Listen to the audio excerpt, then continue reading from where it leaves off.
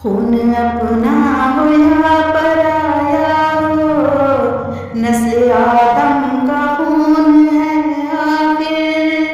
जंग मशरिक में हो या मगरिब में, हमने आलम का खून है आखिर।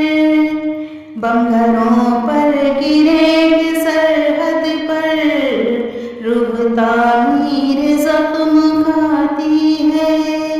खेत अपने जले औरों के, जिस्त फाकों से दिल मिलाती है। टैंक आगे बढ़े या पीछे हटे, कुख धरती की बांझ होती है। फतेह का जश्न हो या हार का सो, जिंदगी मैयतों पे रोती है। जंग तो खुद ही एक मसला है, जंग क्या मसलों का हल देगी।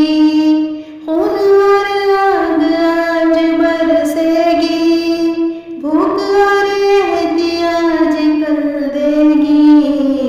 इसलिए ऐ शरीफ इंसानों, जंग टलती रहे तो बेहतर है। आप